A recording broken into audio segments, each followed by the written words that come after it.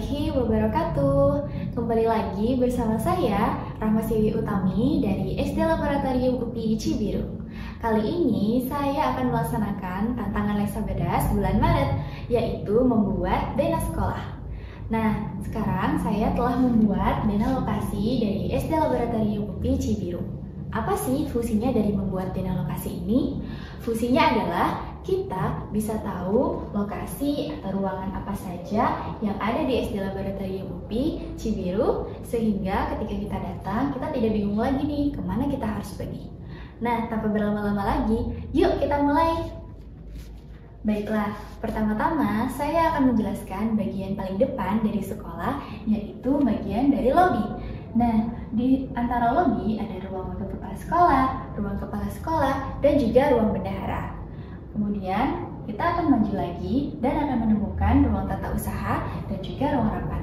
Di ruang rapat ini kita biasanya melaksanakan kegiatan rapat ataupun morning briefing bersama dengan para guru dan juga staf. Masih di area yang sama ada ruang tamu, ruang guru, dan juga smart class.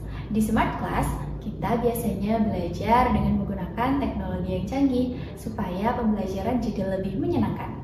Nah, di sebelah smart class atau di bagian utara smart class itu ada ruang BK dan ruang ABK. Seperti yang kita tahu, ruang BK adalah ruang bimbingan konseling dan ruang ABK adalah ruang untuk pengembangan diri anak berkebutuhan khusus. Nah, kita akan maju lagi ke bagian barat, yaitu ada gudang, ada ruang penjas, ruang angklung, dan juga lab science yang lokasinya berderet. Ruang penjas adalah tempat kita untuk menyimpan peralatan-peralatan olahraga, ruang angklung untuk bermain angklung, dan ruang lab science adalah tempat kita untuk belajar atau bereksperimen tentang sains.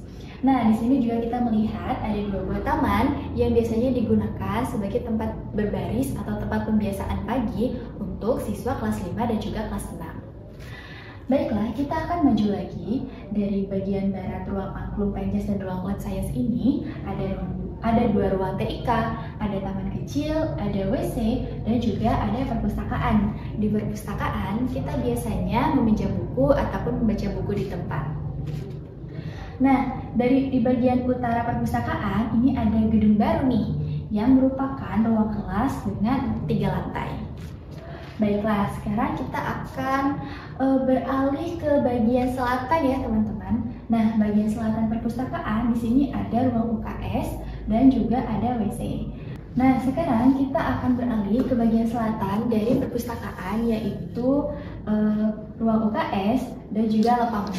Nah, lapangan ini biasanya kita gunakan untuk melakukan upacara bendera ataupun redaton, sholat duha berjamaah, dan kegiatan lain yang dilaksanakan oleh siswa dan juga guru. Lapangan ini dikelilingi oleh banyak kelas. Di sini ada area kelas 1, ada area kelas 2, dan juga di sebelah sini ada area kelas 5. Di sebelah ruang kelas 5 ini, atau di bagian timurnya, itu ada musola yang biasanya kita gunakan untuk melakukan kegiatan ibadah. Di sebelah timur musola ada teachcase yang biasanya kita gunakan untuk pembelajaran dengan native speaker.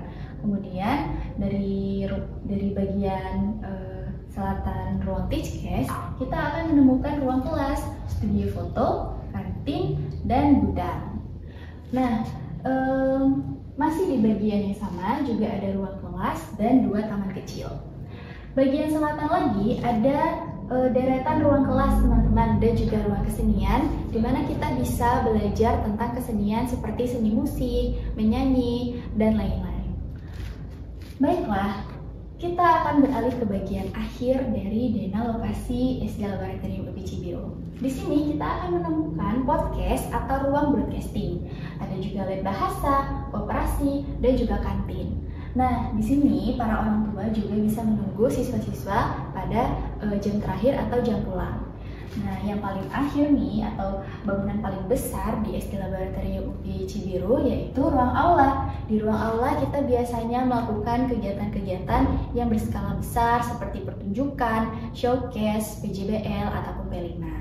Nah, sudah selesai. Beginilah dena lokasi yang ada di SD Laboratorium UPI Cibiru. Ternyata luas juga ya teman-teman. Tapi jika teman-teman berpedoman pada dena lokasi ini, saya rasa teman-teman tidak akan tersesat lagi.